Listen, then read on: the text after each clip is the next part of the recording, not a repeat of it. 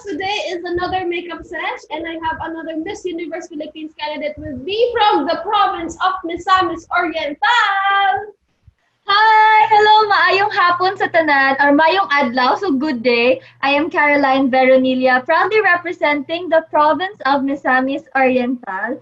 And today we have Miss Nix to teach me how to put on my makeup because I'm not really good at it and I'm still honing my skills. So I'm really looking forward to what I'm going to learn today. Woo! Nakita ko yung picture mo ng sarili mong makeup. Ang ganda mo kaya. Miss Nix, parang ilang araw talaga ako laging nagme-makeup. Sabi ko, my gosh, kailangan at least ma-work on ang mga basics. Kasi baka matagalan tayo, Miss Nix. More than 1 hour tayo. Okay, we also have our guest makeup artist for today, Monica! Pakaway-kaway! Hi everyone, I'm Monica Trinidad, your makeup artist from Baguio City. Akala ko you're candidate. Akala ko din, you're candidate. Pwede. Guys, just a reminder, this video is edited already for a more enjoyable watching experience. The full class kasi is roughly around 2.5 hours, so medyo mahaba talaga siya, depending on the speed of the student or the need of the student itself. So if you guys wish to have your own personal one-on-one makeup session with us, just message us on Facebook at NIX Institute of Beauty. Alright, so before we start, I usually would interview the candidates and I would ask them ano yung kanilang weaknesses. And sabi ni Carol, gusto niya yung full face. So we're gonna do a full face. Lahat weakness, Miss Nix. Ay, hindi, eto swaka. Alright, so we're gonna do a full face today. Guys, obviously, when we start, ito alam ko, if you've seen the other Miss Universe videos so far, na nag-full face kami, you guys would hear me say that we always start with our skincare, which I think Carol and Monica has done already. But let me just give you guys a run through it. We would usually start with our what? Cleansing, toning, and moisturizing, which is a very vital part of your makeup routine. Most common enough kasi, yung mga tao has a misconception about it na parang, ay, pag-makeup, diretso makeup, mali po yun. If you do not do your skincare properly, hindi maganda ang kapit ng makeup. When your face is very dry, guys, minsan, kahit gano'ng kagaling ang makeup artist na mag-blend, kapag yung mismong balat niyo po ay dry, hindi ko makapit na maayos yung makeup. Lalo na kapag yan ay nag-flake, yung mga parts na nag-flake, mag-umuumuo po dun yung foundation. So, making it look like your ang tawag doon, nag-cake siya. Kala ng taong kasalanan may makeup artist, minsan sa balat po talaga yan. Minsan when we're super tired, hindi po naalagaan yung balat, hindi po siya na-skincare na maayos,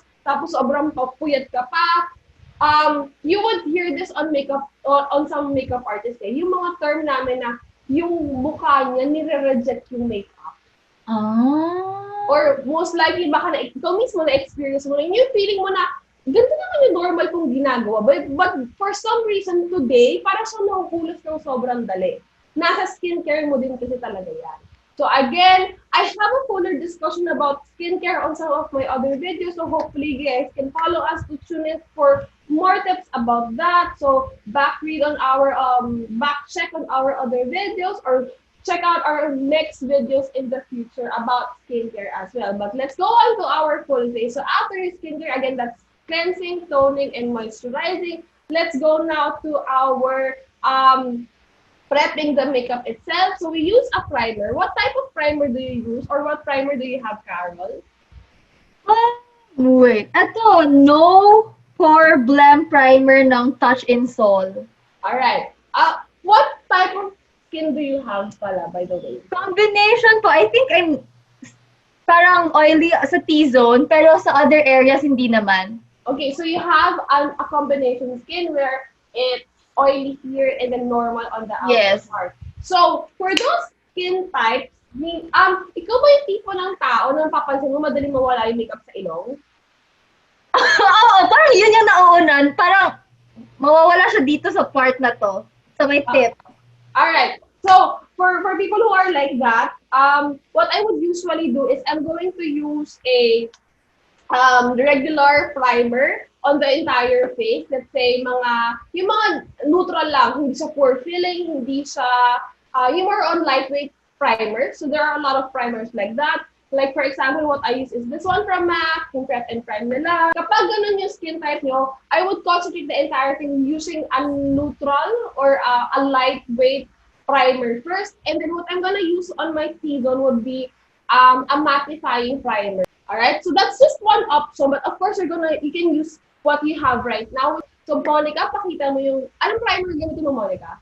Yeah, kasi ako, Miss Nix, sobrang dry ng skin ko.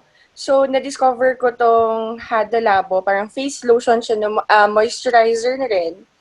Then, meron kaming na-discover ng partner ko na si Tess sa first day ng conference natin is itong Intuit Blur Matte and Mineral Makeup Spray. Okay rin siya for primer dahil nakaka-tight siya ng pores. Ayun po. So, ito siya. All we're discussing different types of skin. Yes. We're discussing how I do it, how Monica does it, or what Caroline is using because ito yung bottom line eh. When you watch videos, when you watch YouTube videos, okay, understand that magkakaiba po ang mukha. I'm not saying do not watch videos. I'm not saying na do not do what the YouTuber is doing. All I'm saying is please do understand. Intindihin mo mabuti kung yung ginagawa niya sa mukha niya is applicable ba sa mukha mo. Because it's not one size fits all. What works for me might not work for you. That's why I'm explaining every bit of detail, including what are ano yung bagay sa dry skin, ano yung bagay sa oily skin. Like me, I would usually do is I'm gonna put on a lightweight primer first on my sides. Kasi ako rin, combination din ako. So, T-zone ko super oily. So, I would start with a lightweight primer first and then ito, ano lang to personal lang to for me. So, ako kasi madali rin ako maburahan ng, ng makeup sa ilong. Yeah. Kasi pawisin din ako. Silosa ako eh. Dito sa upper lip. Upper lip saka dito sa ilong. Di ba sabi nila daw pag silosa ka ganon? Charot! Okay. So, kapag ito nag-start na sa akin mag-oil, saka nagpapawis na siya, madali mawala dito sa area na to sa akin. Pati sa may T-zone, yung buong T-zone ko, madali mawala. So what I would do is, I'm gonna use my eye primer. I think you might have heard this to other YouTubers or other makeup artists. So for people who have super oily skin at the T-zone, that's what I use. Kasi iba yung pagkadikit ng eye primer eh. Mamaya i-explain ko further what an eye primer does and how it helps prolong our eye makeup. So anyhow, moving forward, you guys can put on your primers already. Nalagay mo na ba sa'yo, Carol? Miss Nix, okay lang ba na like you put it in the areas where you're oily, tapos sa other areas hindi ka na magpa-primer? Pwede naman. Kaya ako sinasabi ko kanina, ako personally, what I would do is, I'll put something lightweight. For the whole face? Lalo na kasi kayo, whole day yung event kasi nyo eh. Yeah. So, minsan kahit sabihin mo, hindi ka naman madaling mahulas dyan, alam mo yun, pag nag-start ka ng mag-sweat off, lalo na pag whole day kayo, may nahuhulas pa rin yan. Siyempre, ang pangit naman na dito plakado yung makeup mo, tapos dito parang pawala na yun. Dumikit. Diba? Oo, kasi pag pagod ka na, pag lalo na kung halimbawa, morning ka nag-makeup, tapos may rehearsal kayo, tapos may tapos yung pinakahuli doon ka palang makikita, minsan halfway of the event, medyo pawala na rin yung other side. So, I would usually suggest you still put a full primer on the entire face. But ang concentration mo would be on areas where you need it the most. Para hindi mabigat yung feeling. Okay. So when we're done with our primer, we are going to color correct. Do you have a color corrector, Carol? Wala akong color corrector. Okay lang. It's okay. I'm not expecting everyone to have like a complete kit, but at least you get an idea of how we do our full face. Para then you can take note. Now, this is optional. You don't have to do this. For those who doesn't have a lot of things to correct or to hide, again, correcting is something that you can skip. Kung pinagpala ka tula ang under eye, why not? So, let me just explain it first before Monica actually shows you and explain it to you further. So, if you look at the color wheel, when we want to cancel out a certain pigmentation under our, let's say, our under eye, our pimples, what we do is we look at that color and then we cancel it kung ano yung opposite to it. For let's say, example, if you have a very fresh pimple, namumugtong pulang-pulang-pulang pimple, what's the opposite color to green? If you look at the color wheel, ano yung nasa tapat niya? What's opposite to red? Kung namumula yung pimple. Green. Correct. So, if you notice, some makeup artists, pag meron kang red na patch or may pimple kang fresh, they would use a green corrector. Oh. Alright? Okay, now here's the misconception. Some people see na parang, uy, si YouTuber or si makeup artist, gumamit siya ng green sa pimple. Ikaw naman, since nakita mo lang ganun and you're not trying to understand what it actually means, na lahat ng pimple ang ginawa mo, puro green na lang ang nilalagay mo. That's actually wrong. The thing is, hindi naman lahat ng people pare-parehas ang kulay. When it starts to fade down, when it starts to go dry na, you would notice that pimples don't, na hindi naman siya laging red. Nagiging brown siya, di ba? Yes. Okay? So, any brown problems, any brown pigmentations on your face, pag ito ay brown, brown is somewhere below yellow. So, opposite to yellow is what? Violet. Correct. So, anything that is yellow or brown on your skin, the best color corrector to cancel that out would be your violet or your lavenders. Now, this is actually by a girl. Binipat ko lang to kasi I prefer seeing all my correctors in one straight container. So, this is just me as a makeup artist. Now, your under eye actually is bluish in tone. All of our under eye are actually blue. Hindi siya literal na color blue na naghaharap ka ng literal na color blue dyan. But it's actually bluish. Para siyang tapak na kulay. Correct? Tayo, ako rin bluish in tone yung under eye ko. Another bluish in tone, if you notice yung mga drag queens, when they color correct their stubbles, yung mga kanilang kung saan tumutubo yung balbas nila, that's actually also bluish in tone. That's the reason why if you watch YouTube videos, they would usually put orange correctors at the under eye saka dun sa mga stubbles. Okay? So, what's opposite to blue? It's orange. It's orange, yeah. Kaya lang guys, when we put on our correctors, mali-mali po when you do this ha. When you put a lot of product, tapos halimbawa yung under eye, ginaganto mo kagad, ganyan sa dark yung orange, that's wrong. Sobrang mali yan. So what you do is dapat dot lang siya, and then dapat very, very light lang yan. Yung almost pawala na. Siyempre, we're gonna blend it with our brush, but it should be almost wala na. Hindi yung orange yung nakikita. Kasi ang goal mo is to cancel out the color beneath it. Okay? Sige, para lang din mas ma-appreciate mo, I'm gonna show you how I do it on myself. Yan, kita mo, ito yung walang tulog, ito yung may tulog. Alright? So, let's do our color correcting. So, when I color correct, dapat very, very light lang to. Yung para lang ma-cancel out lang yung kulay na nasa under, yung sa ano. Hindi yung talagang orange ang nakita mo. Yan, corrector pa lang yan ha. Medyo na, nadi-diffuse na yung kulay, halos pawala na yung under eye ko. Ganyan lang yung goal natin. Hindi siya yung literal na isang tipak ng orange. Kasi nakikita lang ng tao is the color corrector. Eh di ang problema mo na is yung orange. Yeah. So I hope that makes sense. Kasi you don't want your under eye to look orange. All you want is the orange to cancel out the color underneath that. Okay. So, Miss Nix, pwede bang gumamit ng lipstick kung wala kang ano? okay. Wala kang color corrector. I've seen people do that.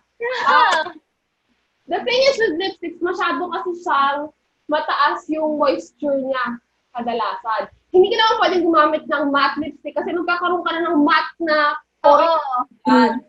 So, I don't recommend putting on lipstick. So, when you're done color correcting at hindi yung orange or hindi yung color corrector ang nandun, you blend that out. Saka natin ngayon ilalagay ang ating concealer, which Monica will show you. Guys, if hindi naman sobrang putok ng under eye niyo, like ako kayo na nakita niyo nung tinanggal ko, grabe yung dark ng under eye ko. That's me kasi that's why I need correctors. Yeah. Yung under eye ko, pag napapansin mo, Miss Carol, hindi rin siya masyadong, siguro baka natulog ako ng maaga kagabi. So, medyo okay siya today. So, ayun, sobrang konti lang yung i-color correct ko. So, ganyan. parang dot. Tapos, yeah, dot lang. Yung parang sinabi ni Miss Nix kanina. And then, kung nakikita mo, Miss Carol, I have freckles, kung nakikita mo siya. Sobrang dami kong freckles dito sa cheeks, papuntang ilong, tas sa other cheek ko. Ngayon, since ako kasi here in Baguio, gusto ko talaga ng natural tea, natural makeup. So, yun ang cater ko sa clients ko dito. I will not cover it with color corrector na purple or violet, lavender. Kasi yun talaga ang gusto kong makita nila. Na parang very natural lang yung makeup.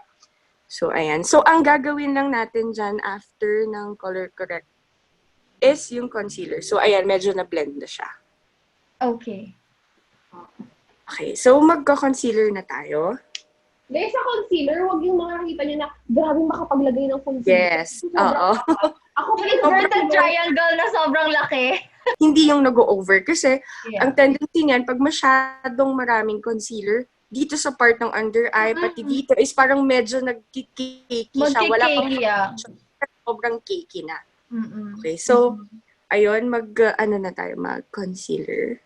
So when you put on your concealer, you can just dab mga 2 dots here and 2 dots here, and then you can blend that out na. Dalawa lang? Yes.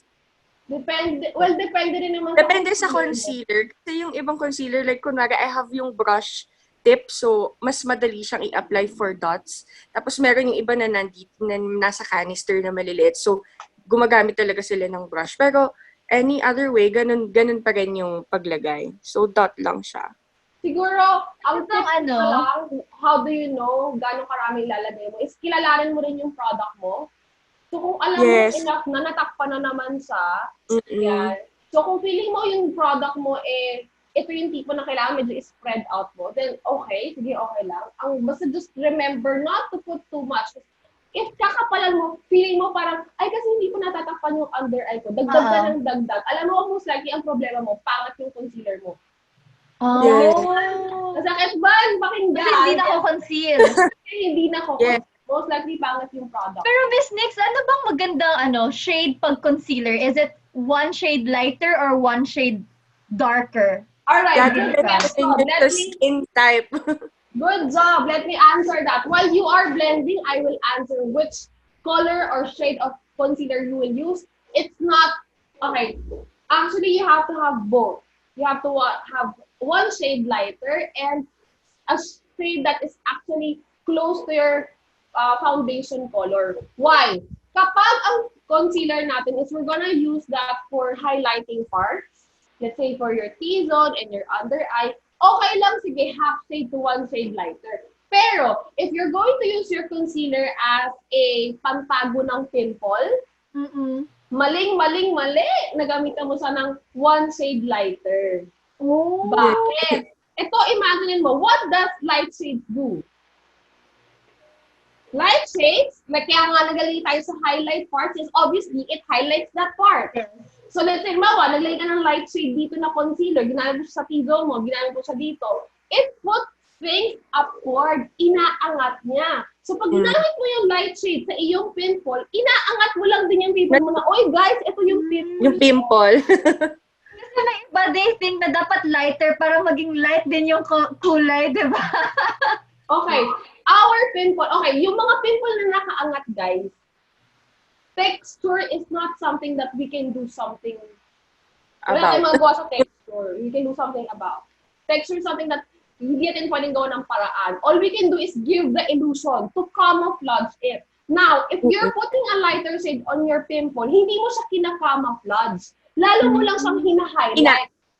Inaangat mo siya. Kaya nga ginagamit mo yung light shades pang highlight, di ba? Yes. So you cannot use a light shade on your pimple because you're just highlighting it. So what is the best shade to highlight pimples? To hide imperfection. If may pasaka or anything. If you wanna hide it, if you wanna camouflage it, go for a shade that is actually close to your actual foundation. Oh, okay. So bakit, Miss Nix, after ng concealer pa yung foundation, yung iba kasi nakita nyo, foundation tapos concealer. If you want to highlight certain parts, pwedeng mauna si foundation.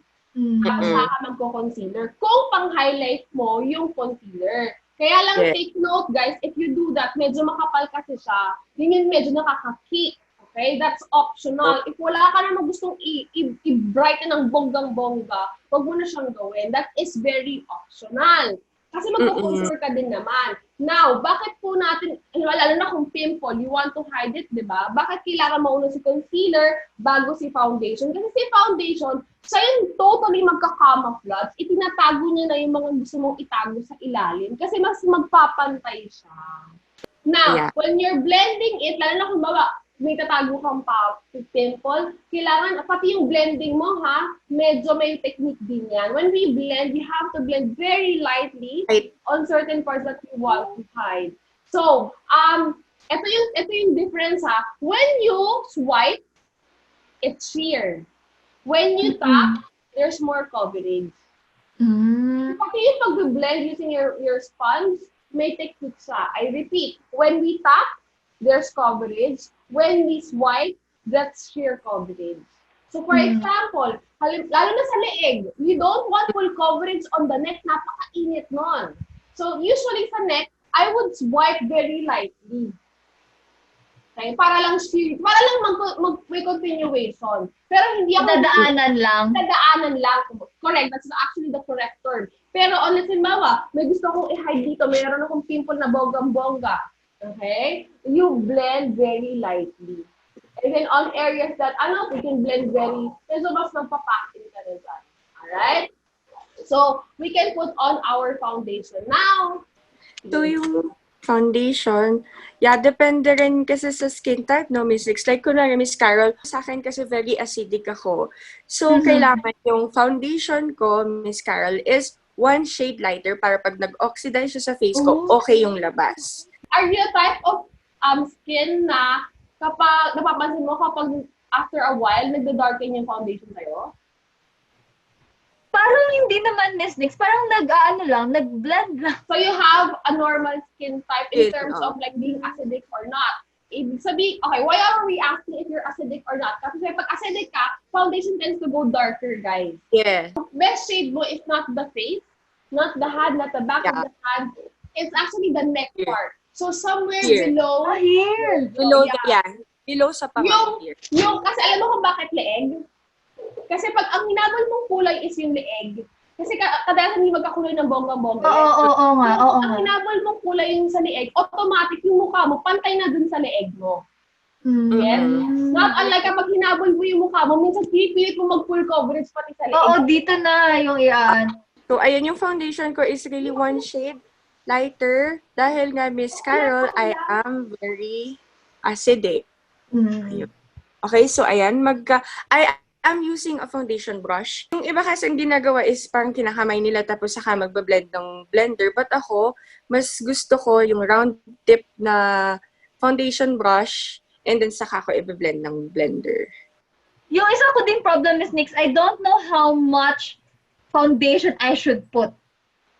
Like, how much is too much and how much is not much? Okay, for one, it depends on ano ba yung gusto mo maging look. Yes. Kailangan ka bang i-hide ng sobrang, may gusto ka bang itago? If there is, you can go like medyo full coverage foundation. Pero wala naman, halimbawa si Monica, prefers showing off her freckles. Usually you would notice on Monica, medyo sheer lang yung foundation niya, kita mo pa rin yung balat niya. So, it really depends on your peg, how you want it. Now, in terms of gano'ng kakapal yung foundation, I think wala ka na masyadong kailangan i-hide. Like, a few dots would do already. Most of foundations are buildable. So, what I would suggest for you is, you put a few dots lang muna, and then you blend it out. Look at your face. Ay, parang feeling ko kulang pa. Eh, di magdagdag ka. Kasi ito yung rule sa makeup. Mas madaling magdagdag kesa magbawas. Magbawas, yes. Right. Yeah, pero yung ginagawa mo kanina, Carol, kasi nakita ko na parang nagdo-dot ka. Yun, tama yun. Para i-blend mo muna and then pagka nakulangan ka nga, sabi ni Miss Nix, pwede kang magdagdag. Ayan, so Miss Carol, are you done with your foundation? Na-blend mo na ba siya? I think okay naman na siya. Alright, good. So, let's set our face. Let me just explain setting the face. You guys have seen a lot of YouTubers bake ng bonggang-bongga to the point na ang kapal-kapal na ng pag-bake ng powder nila dito. I'm not saying that is wrong. Okay, but I'm gonna give you the downside to over-baking. Baking actually started with our drag queens. Why does the drag queens over-bake? Why do they put a lot of powder under their eyes over here? Because they use thick foundations and concealers. Kasi sila, pang performance, pang stage yung ginagawa nila eh. For contestants, for beauty queens, I know pang stage din ang ginagawa natin. Kaya lang kasi most of you guys have very, very nice skin. Maganda naman yung balat nyo. Bakit nyo kailangan i-hide ng isang damakmak na isang tuneladang foundation? You do not need that. Not unless meron ka lang talagang kailangan i-hide ng bonggang-bongga. If maganda naman, if naalagaan naman ang balat nyo, kaya nga pa uulit-ulitin ko, importante po ang skincare. Alright? So kung naalagaan naman ang skin nyo at wala naman kayo kailangan i-hide ng bonggang-bongga, you do not need 1 tonelada of foundation and concealer. So in that sense, I do not suggest that you overbake. Alright? Again, ulitin ko, for our drag queens, I understand why they do that. But for beauties, for beauty looks, for fresh looks, hindi ko po sinasuggest na mag-bake tayo ng sobra. Because here's the downside to overbaking. It makes your under eye very cakey. Kasi dati kasi syempre makeup artist ako, I would watch videos, kasi that, as a makeup artist, as a makeup enthusiast, you guys have to keep on still, of course, we have to watch, we have to learn the trends. So syempre, there was a time din naman in my journey na parang, I would try this out. So parang ano rin ako na, oo nga, baka nga, dapat kailangan atang required to. So what I noticed on myself, okay, masyado siya nagkikik. Lalo na yung mata ko, I have folds. Kasi medyo puffy rin yung under eye ko, if you guys notice it. Puffy na yung mata ko, marami pa akong folds kasi lumalabas na yung totoong age ko. So when we start to age, when we start to have wrinkles, and usually when this is puffy, then, can you see, I hope you guys can see, I have lines here. Ayan, sana nakikita nyo. So ang problema, when we bake ng bonggang-bongga, that becomes crumbly. Yung parang medyo sobrang dry. Yeah. Yung downside ng over-baking. Uulitin ko, hindi po masama ang baking, may downside lang po siya. Alright? Pero na-emphasize din yung lines, Miss Nix. Yes, precisely. So, I'm not saying we're not gonna use setting powders. Right? Setting the face is different from over-baking your face. Magkaiba po siya. So, what is baking versus what is setting? When we say we're just gonna set it, you get your loose powder or your setting powder, we are going to lightly tap our powder. Kasi kailangan ma-set mo pa rin siya. So, you're gonna lightly tap it. You start first and concentrate on where you usually oil the most. Kasi ka madali mag-oil up. So, you would usually start there. Okay? But you're also going to set the entire thing. So, lahat na tinamaan mo ng foundation, nalagyan mo pa rin yan. So, ayan, konti-konti lang yung setting powder. There. Yung setting powder is translucent or like, does it have to be yellowish? Okay, let me explain that. Dami ko hindi alam, Miss Nix. I actually appreciate that you asked a lot. Now, I think this is what you're talking about. This is a banana powder. This one is a translucent powder. Wala namang mali. Especially ikaw kasi, Asian ka. Most likely, looking at you, I think you are warm undertone. So kapag warm undertone tayo, it's okay to use banana powders. Medyo mas may konting kulay versus a translucent powder. Anong difference nila? Si translucent works for any type of undertone. Kasi nga translucent siya. Ang downside ni translucent is kapag hindi mo ito na-blend ng maayos at pag sobrang kinapalan mo ng bonggang-bongga, malakas yung flashback niya. Nakita ka na ng mga, yung nag-bake sila ng sobrang bonggang-bongga. Tapos pag pinicturan, Parang puputi yan sa baba. Eto, kung gagamitin mo to, hindi mali. Basta make sure na very sheer lang. Pang-set lang talaga. Si banana, ito, medyo mas hindi siya nagkakaroon ng flashback. And this is okay for people who have a warm undertone. Let me explain what undertones are while you guys are setting your face, kasi you have to set your entire face. Now, undertones Alam mo, pag bumili ka ng foundation, yung tinatanong ka, warm undertone ka ba or cool undertone ka? How do we know for a fact if we are warm or cool?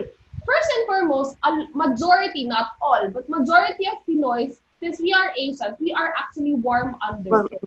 Uulitin ko, hindi po lahat. Pero a lot of Pinoy, since we are Asian by descent, karamihan sa atin is warm undertone. Your Caucasians, yung mga American, European, a lot of them are cool undertone. Again, hindi lahat, but a lot. Alright? So how do we know for a fact kung ano ba talaga yung undertone natin? Aside from actually looking at the person. There are people na isang tingin mo palang alam mo ng warm eh. Pero may mga tao na hindi ka sure. So how do we know? You look at your veins. If your vein is color blue, you are cool.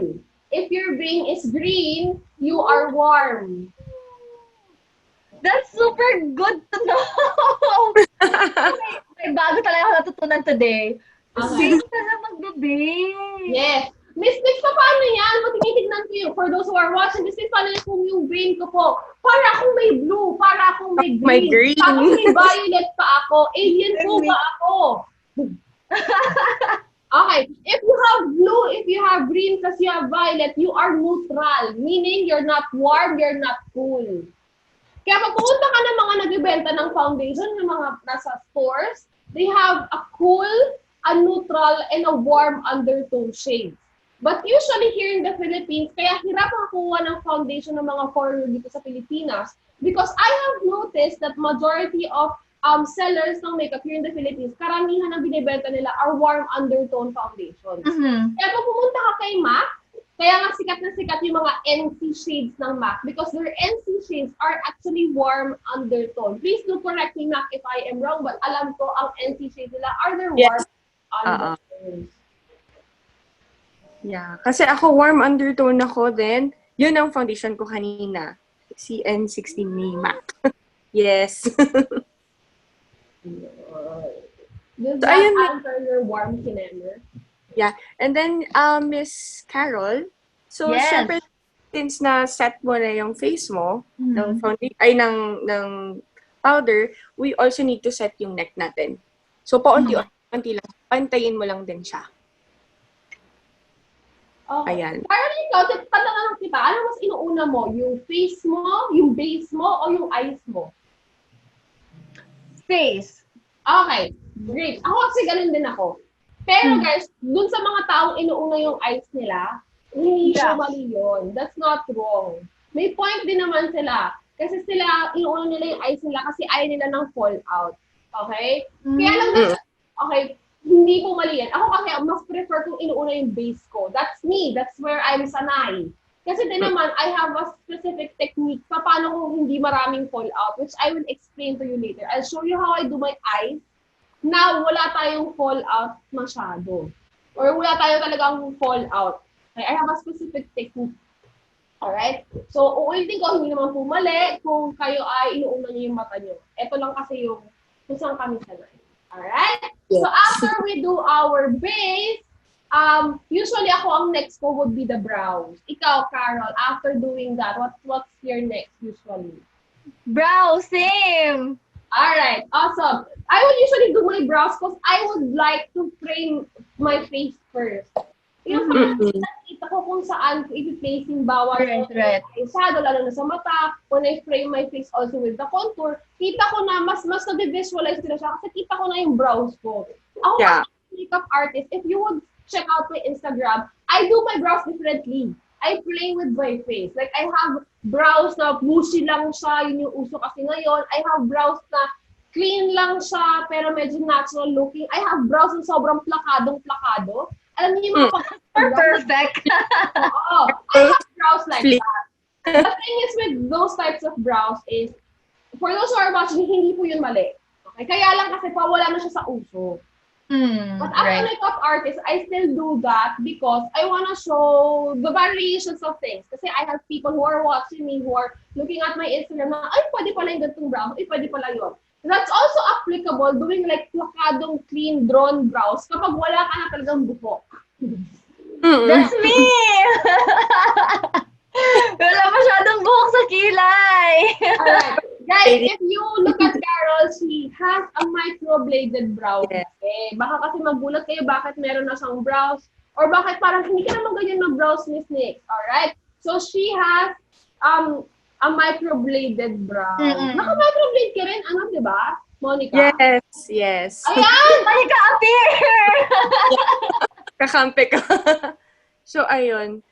Since naka-microblading tayo, Miss Carol, I suggest, or mas natural na kasi, syempre may parang microblading na. So, mas gusto ko kahit pa paano, mas natural tignan. So, what I do is syempre, yung ating brow soap na tinatawag. Pero may hair ka pa namang pwedeng iangat. Yeah, oo. Yun yung tatanong ko. Kasi kung walang maiaangat na buhok, wala yung use. Pero Okay, pag sticks na super thin. Okay, Ayan. before you use your brow soap, I'm just gonna show you guys. For those who have very thin brows, what I would suggest actually is for you to use a fiber volumizing brow cara kasi nga gusto natin siyang pakapalin. A brow soap will set your brows kung makapal ang buhok mo. Like Monica, she might have a microbladed brow, but also makapal din kasi kahit paano yung buhok. So sa kanya, okay lang na brow soap. Kaya lang dun sa mga taong walang buhok, what I would suggest is for you to use a brow cara, yung fiber volumizing. Kagaya ko, if you guys can see, I don't have hair anymore at this part. Ayan o, kalbo na siya, guys. Yung parang may mga scars na siya. I'm gonna show you lang for those who are watching. When we use a brow cara kasi correctly, okay, kapag sa buhok lang siya, I hope you guys can see. Tignan mo to, Carol. So, what I would usually do is I would start by blending my hair up first. And I'm gonna use my brow cara. Pero hindi ko siya papadaanin dun, hindi ko siya papadikitin dun sa balak. Okay. So if you notice, slowly, when I build it up, compare mo na unti-unti, mas kumakapal na tong buhok ko dito.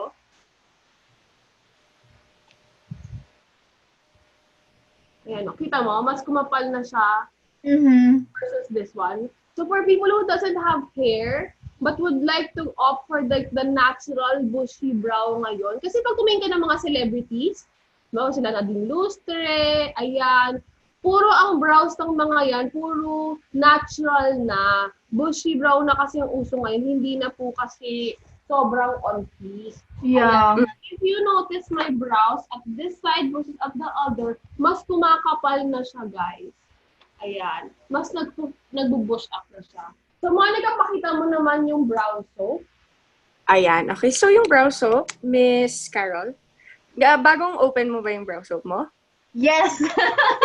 I will also show kung paano gamitin. Yung iba kasing brow soap, okay siya gamitin na as is, but yung iba talaga, mas gusto nilang nagsispray ng konting water or yung ano natin, Maganda yung primer. setting spray. Ayan, so, mag-spray tayo ng konti. And then, ayun, maglagay tayo konti-konti lang. Yung ramdam mo na okay na siya, nakasya siya sa, yung product sa eyebrows mo. Ano yung brow soap mo? Pristine. Okay, pakita mo sa kanila. Yeah. This is, Naalis na yung sticker, miss, pero pristine to. So, yeah. So, naalis na eh. Sobrang bango niya. Yung iba kasi walang amoy. So, nag-enjoy akong gamitin to. Bili ka doon kay Miss Ekang. Miss Carol, pristine. So, ayan. So, Yeah, parang nakita ko din yan sa ibang makeup artist eh. oo. Yun na yung ginagamit namin, official brow soap. So, okay. So, eto, magsa-start tayo. So, ayan, nakikita mo ba yung hair ko na medyo, ayan, Umakyat, yeah. Yeah, umakyat na. So, ayan. Ayan. Medyo okay na siya. But, nagbo-brow soap ako at the same time, gumagamit din ako ng pencil or pwedeng gel lang din. Gumagamit din ako ng sinabi ni Miss Nix kanina na brow cara. Kasi mapapansin mo na parang gusto ko kasi talaga naka-define or medyo makapal yung ditong part. Kasi sobrang malakas lang kasi yung dating or yun kasi yung uso ngayon dito sa part na to. Ayan. Yeah. Tapos, gumamit lang ako ng pencil or yung gel But ngayon, ang gagamitin natin pencil lang. Para lang ma-emphasize konti yung tail ng eyebrows ko. Ayan. Ayan. So, medyo humaba na siya. Tapos, i-fill up ko lang din, kasi may mga konting spars ako, lalo na dito sa eyebrow na to. So, i-fill up ko lang konti-konti yung spars. Ayan. Buti pala ikaw yung demo ngayon kasi parehas ko yung microblading. Right! Yes. Oo nga! Oo. Timing. Bago lang ba yung microblading mo, Miss Carol?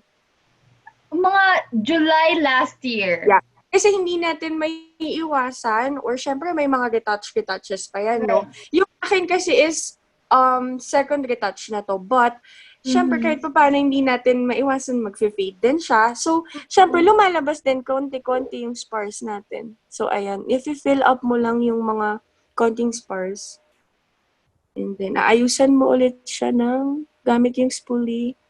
Tapos aangatin mo ulit yung ayan, yung hair. So, ganyan siya. Nakikita mo ba, miss? Yes. Ganyan. Okay. So, yun din yung gagawin natin sa kabila. So, ito yung sinasabi ko na sobrang may malaking scars ako dito.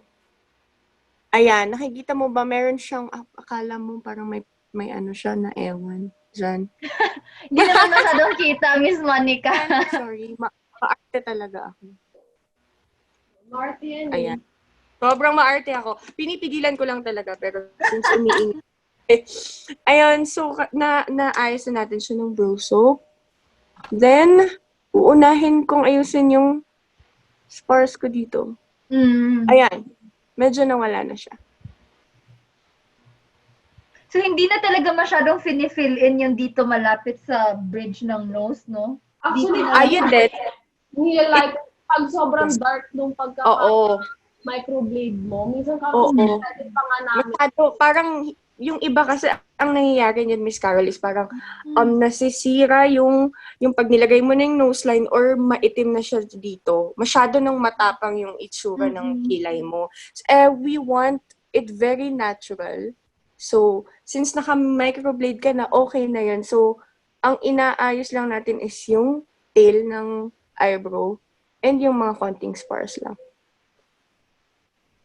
Just to, since she's done already almost with her brows, I'm gonna give a few inputs lang. For those who have microblading, when I say na minsan nilalighten pa namin yung dito, minsan kasi may mga microbladers, okay, I'm not saying everyone guys, may mga microbladers akong friends na sobrang galing, ang ganda ng pagkaka-microblade nila, na napaka-natural tignan ng inner part. Kaya lang kasi, minsan kasi pag ang microblade sa'yo, yung parang siyang square na square, hindi na kasi uso ngayon yun, guys. Actually, hindi everyone talaga na uso na mukhang straight na square dito sa inner part. So what I would usually do with clients, for my personal clients, when I have clients who have brows na talagang what do you call this? Yung inner part na square, is I'm gonna put a bit of concealer here, very, very light lang. And then yun na yung iba-brush off ko para light to dark. Kasi guys, ang normal na buhok, ang natural na buhok, dapat very light na lang dito, konti lang yung hair strands dyan, and then pa-dark na lang sa outer. Or another technique that I do, this one, Carol, this is an option for you. You don't have to follow this, is for you to do two-tones. Di ba meron ka na kasing kulay dyan?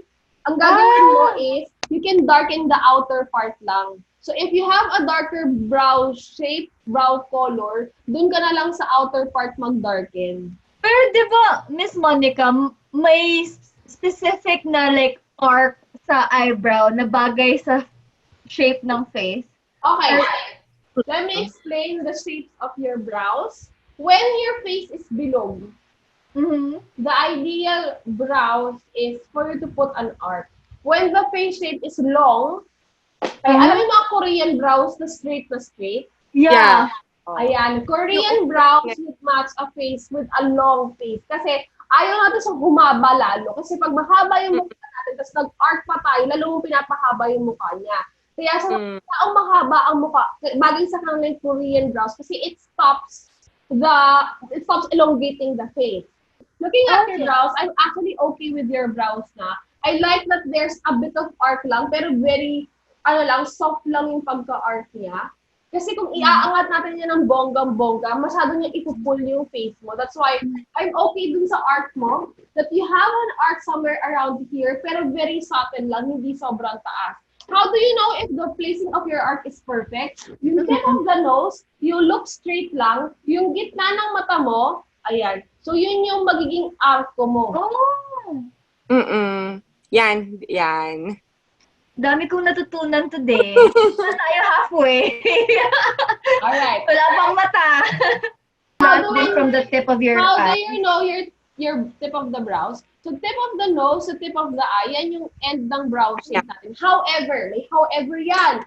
Kapag you want to use super long lashes, okay, when you want to do a very, very long wing and very long lashes, you have to elongate ng konti o hahabaan mo pa ng normal ng konti yung brows mo than the normal. Kasi, ang effect ng mga long lashes, saka ng mga very long wing, it elongates your eye as well. Yes. Lalo ako, malaki mata ko. So, parang sinadya ko talaga na i-exaggerate yung tail ng kilay ko para mamaya pagka eyeliner tayo, sasakto siya sa measurement na. When we're done with our brows, let's proceed with our eyeshadow. But before we put on our eyeshadow, let's put on our eye primer. Do you have an eye primer, Carol? Wala, Miss Nix. Pwede bang substitute ang concealer? Okay, I was actually about to say that. Assuming you guys do not, for those who are watching, if you do not have an eye primer, an alternative that you can use is a concealer. Okay? So while you guys are putting that, sige, Monica, pakita mo kung paano siya ilagay. So, ganun din kung paano ka nagko-conceal ng eyes mo. Dab lang naman sobrang kapal, guys. Dab lang siya dito sa my eyelids like that. Kung nakikita mo. Ayan, paunti-unti lang kasi talaga yung paglagay ko ng product para hindi siya yung tipong magkikiki. I mentioned an eye primer earlier. Mrs. ano mas prefer mo? Kung pwede naman palang concealer, edi concealer na lang ako. For those who are going to ask me what do I prefer, I still prefer an eye primer. Bakit po? It depends on the eye type kasi. If yung mata niyo is yung tipo ng, ang term namin ng mga makeup artists is nangangain ng eyeshadow or nangangain ng makeup. Kapag ikaw yung tipo ng mata na after a while, halimbawa halfway of your event, hindi nakita yung eyeshadow mo, nangangain po ng makeup ang inyong mata. Ibig sabihin, it's either oily, madali kang mag-oil sa inyong lids, or madali kang pwede magpawis din, so madaling mahulas yung eyeshadow sa inyo. If you are that type of eyes, kung gano'n yung mata niyo po, I would suggest you use an eye primer. Right? This is also common for people who has deep set. Yung sobrang lalim ng mata nila, kasi nagkiskisan yung balat nila sa loob, so madaling mawala yung eyeshadow sa kanila. So again, in those types of eyes, I would usually suggest that you use an eye primer. Kasi may iba din talaga na parang yung crease nila nag-line. So after putting on after putting our eye primer or our concealer, let's go on with our eyeshadow. I'm just gonna show you guys very fast. Tapos kayo rin ikaw na susunod, Monica. So I'm gonna show you. I would usually start with my transition shade. For those who doesn't know what a transition shade is, if you look at the smoke, yung buong smoke, sa dulo ng smoke, may parang kulay, may makikita ka na parang meron pang usok, pero parang wala na. So imagine on your eyes, if you're gonna do a smoky, there's that part na parang meron pero parang wala. Yung pawala na siya. I hate seeing eyeshadows na kasi yung hanggang kilay may eyeshadow. Para siyang madubing tignan, kumbaga. I don't know, mas maganda pa rin tignan ang smoky na meron ka pa rin transition from dark to light. So, what I would usually do is I would get my transition shade first. Now, Mrs. paano mo malalaman ano yung best na kulay ng transition shade? Usually, you can base it from the color of your contour. Ayan. Like, base it from the color of your contour. Or, a shade that is quite close to your actual skin tone, pero alam mong lalabas siya. So, halimbawa, sa isang eyeshadow, parang usually yung mga first few colors, ayan, mga transition shade din. Just make sure hindi siya yung iyong shimmer shade. So, I repeat, it's the one that is close to your actual skin tone. Mistakes sa paano ko yung aking eye palette, or eyeshadow palette, wala po akong transition shade. Halimbawa, puro black, dark brown lang. Pwede na po ba yun? If halimbawa wala kang transition shade in your own palette, you know what? You can actually use your contour palette. Yes. So that is an option. Also, if you're gonna do like a day look, tapos gusto mo lang ayaw mo mag-eyeshadow, pero gusto mo lang hindi flat yung mata mo, I actually use my contour palette just to give a bit of depth on my eyes here, para when I take a photo, hindi ako mukhang flat tignan. Yeah, kasi the contour palette is the closest shade to your skin. So I would get my transition shade. I'm going to blend my transition shade just above my crease like so. And then I'm going to blend that very, very ever so lightly. Now, there are different sizes of your blending brushes, which I'm going to show you. A blending brush is yung fluffy na pabilog. I think your first two brushes are your blending brushes. Yung nasa pinakadulo mo, that is a pencil brush. So, ito ang pencil brush. Mamaya explain kung para saan blend si pencil brush, but these are your blending brush and then pencil brush. Okay, pencil. Pencil yan. And then ito, yung hawak mo ngayon, that is your, pang eyes din yan, but we're gonna use that for the shimmer later. Shimmer. Oo. Ang pang-blend natin yung dalawang yan. So, yung pinaka-fluffy mo, yung pinaka-malaki, yun yung gamitin natin para dun sa transition shade. Keep it very light, and then keep it very, para lang siya pang feather out lang. Guys, I'm gonna show you the peg that she chose. So, the peg that she chose is smoky on the outer, and then I have a shimmer on the inner that is a champagne color. So, after putting on your transition shade, get a small blending brush. We get our darkest shade. So, get a dark brown. Dark black. Siguro, go for a dark brown muna. Dark Kasi brown. nakatingin ako dun sa peg na sined mo sa akin, medyo brown, dark brown lang siya eh. Tapos mamaya, kung feeling mo hindi ka pa nadadarkan, saka na lang tayo magdagdag ng mas darker like your black. Kasi guys, ito yung rule. Mas madaling magdagdag kesa magbawas. So, ulitin ko yan. So, kung halimbawa hindi ka pa sigurado, let's go for something lighter. Tapos, kung kulang, ididagdagan mo pa or make it darker pa. So, get your darkest shade. I'm just gonna show you muna. Here's a technique that I do. There are makeup artists na dumidiretso na kagad dun sa kanilang blending brushes. Kaya lang for those na hindi so, those na hindi sanay na mag-eyeshadow or hirap pa mag-blend, what I would suggest is you dab or you tap the darkest shade muna kung saan mo siya pinakagusto.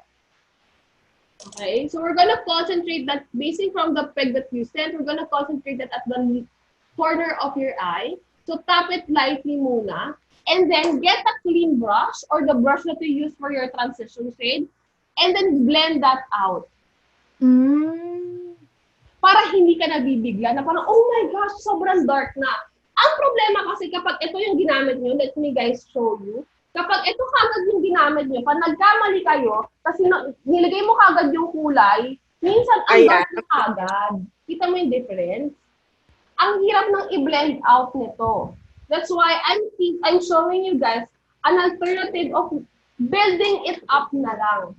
So, itap nyo yung dark shade. So, tap the dark shade. And then blend it out with a clean brush. Kapag kulang pa, idagdagan mo. Hanggang sa ma-achieve mo yung kulay na gusto mo. Hanggang mag-smoke out na siya. Ayan. Uy, kitang-kita ko ang kulay. Very good.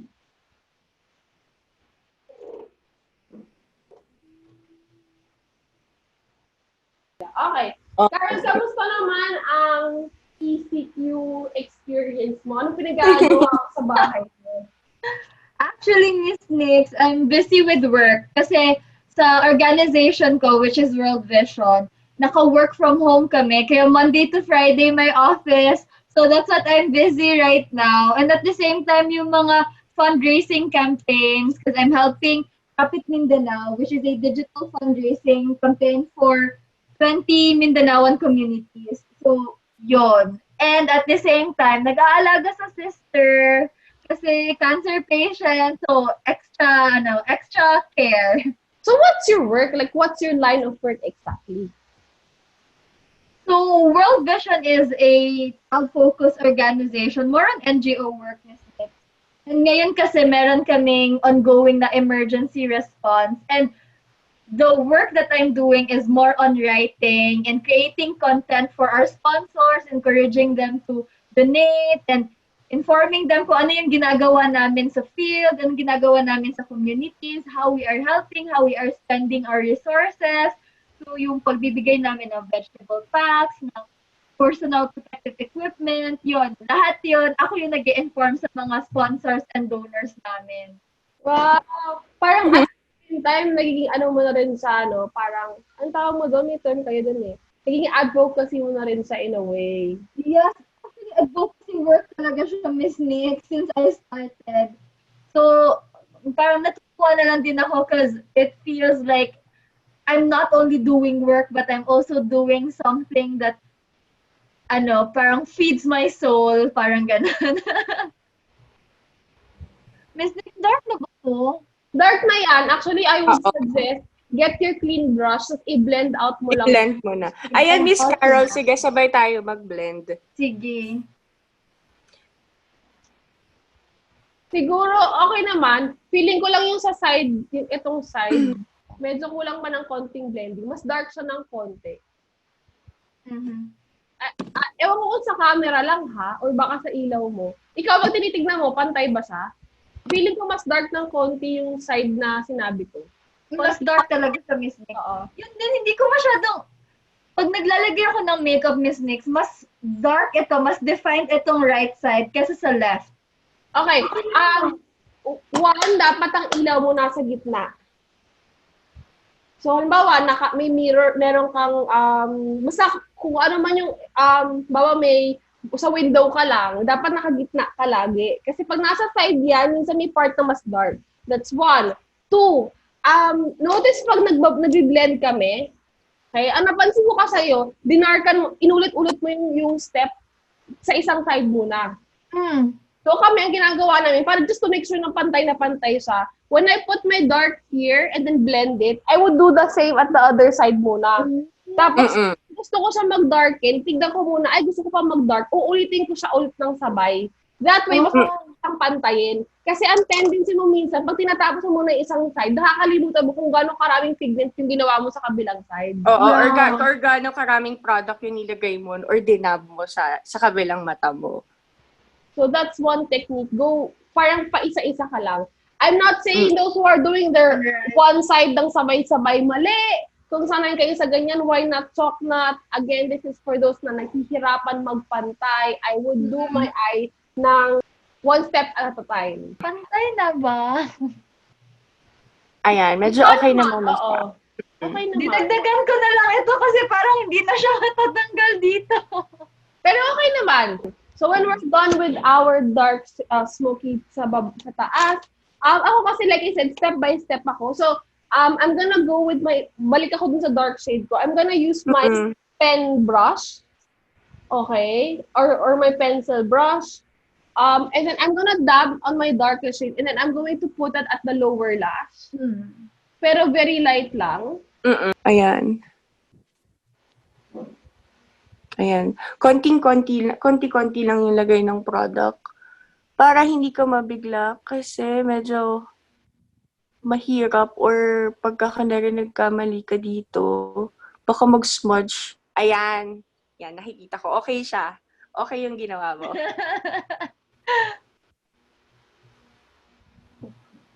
Pero maganda naman yung pagkaka-smoke mo. Malinis naman. Malinis naman yung pagka-smoke niya, miss. So when you're done with that, the next step is for you to get a flat brush. Like this one. Yung kanina sinabi kong gagamitin natin for shimmer. Ay, siya.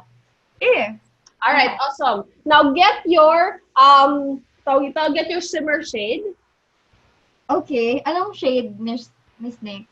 Looking at your peg, I think a nice champagne shimmer would be good. Okay lang. And then either a champagne shade or I think I would like also like a bronzy color on you. Either champagne or bronzy would be nice. Maganda naman kasi yung kulay mo. Okay. Alright. So, you're just going to lightly tap it kasi pag biniblend mo siya, mag-fall out ka ng bongga. Mm-mm. So, imaginein mo kung saan nag-end yung smoke mo. Okay? Okay. Hanggang dun sa inyong inner part, dun mo lang siya i-tap. Mamaya na tayo magbi-blend, just tap it. Monica's gonna show you how to do it. Mm-mm. So, yun you get yung brush kanina. So, ako, ito yung napili kong shade. Yan, medyo siyang pink yung sa peg mo. So, itatap lang natin siya. Kung saan nag-end, Miss Carol, yung smoke. So, ako ang nag-end siya dito. Okay. So, itatap lang siya. Dahan-dahan lang. Kasi, iniiwasan natin yung fallout. Ayan. So, parang titingin ka lang ng diretsyo sa mirror. Kasi pagka masyadong nakabukas yung eyes mo, parang hindi nadidikit kasi lalo sa akin may folds eh. So, ganyan. Itatap mo, nakikita mo ba yung pagka... Ayan, nakikita mo yung part. Yes, Ito, yes. ito na yung shimmer. So, itatap mo lang siyang ganyan until dun sa tip. Ayan. Ano ba ito, Miss? Nakikita ko ba, Miss? Ayan, nakikita ko naman siya. Na-idab mo naman ng maayos yung Very shimmer. nice. Okay, when your shimmer is like that already, you have your smoke already, the area where your shimmer and your matte meets, yung parang may linya, okay? Yes po. Halimbawa, ito yung shimmer, ito yung matte. Ayaw natin iwan yan, ganyan lang siya. So, ang gusto natin is mumukha siyang parang mag-meet.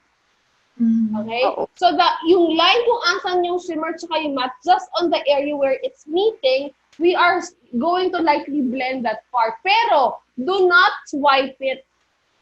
Doon ka lang mag-concentrate kung saan siya nag-meet. So, imagine if this is where it's meeting, kunyari, yan, bawa, ito yung dark ko, ito yung light ko, doon lang ako mag-blend. Yes. Doon lang ako mag-blend. Kasi kapag binuo mo siya, kinakalat mo yung shimmer mo. Eto na. Okay, ready na siya. Okay, so dun tayo sa part na, ayan, lalapit ko. Sa part na yung medyo mataksakin siya shimmer. Ayan, dito sa part na to, konting dab lang. Para ma-blend out lang.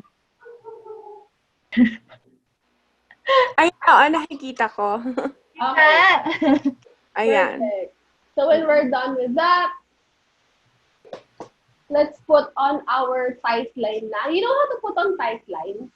So you do know, pero na tight line ka na ng mga makeup artists, right? Yes. Yes po. When we tight line, ideally, you get your mirror and you put it at the bottom, like this. And then you open your eyes, tapos papadaanin mo lang siya dun sa ilalim ng iyong lashes. Kasi tignan mo yung peg photo mo, yung buong hindi mo makikita talaga yung ano niya, yung balat niya eh. As in, itim na itim from the tight line hanggang dun sa lash. So, at isa po sa mga medyo essential pag photo shoots, lalo na pag pageant photo shoots, it's for, para pag maganda yung iyong tight line. Ingat ka ha.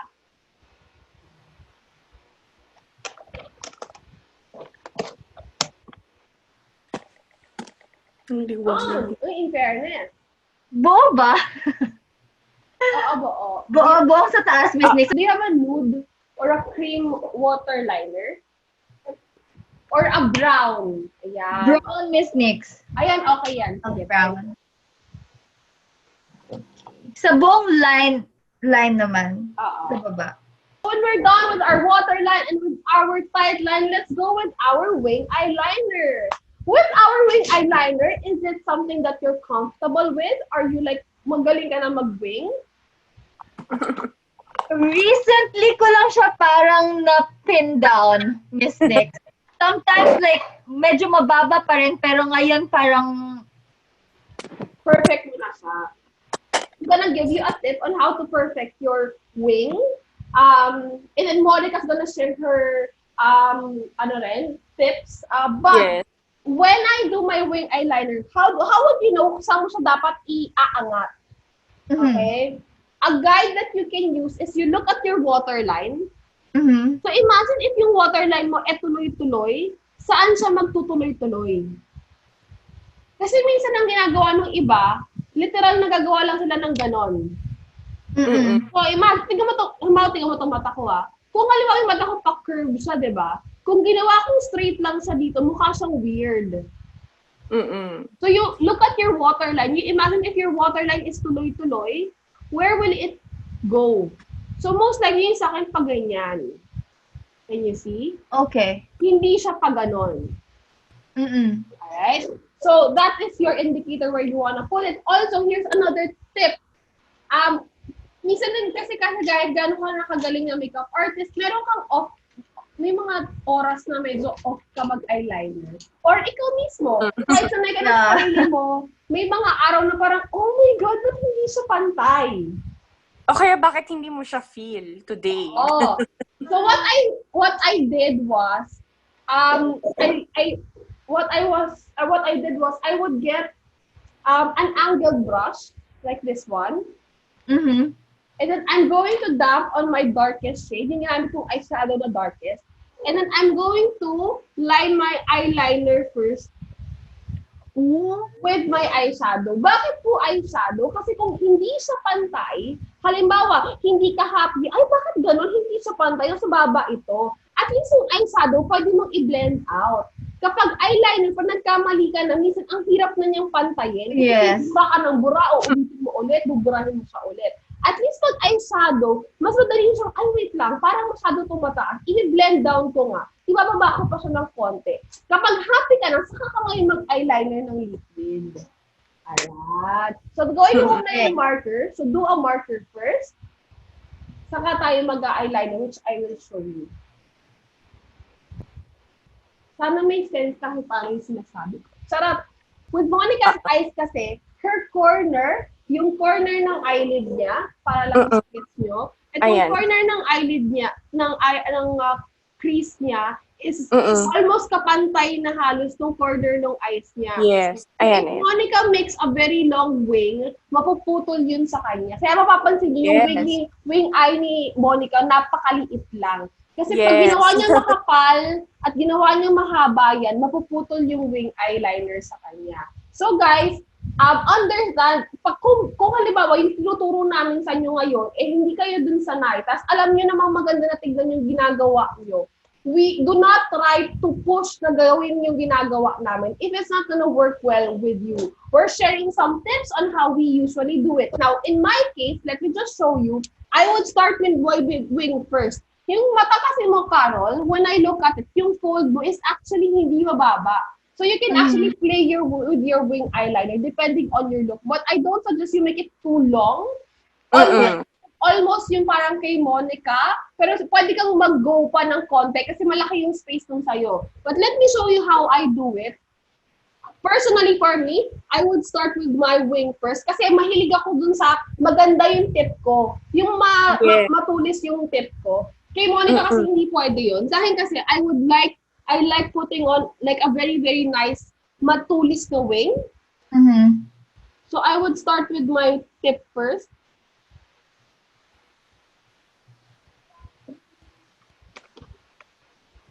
Like that. So if you have your tip already, I'm going to connect that lightly on my mid part. Alright? And then, connect ko na siya dun sa inner.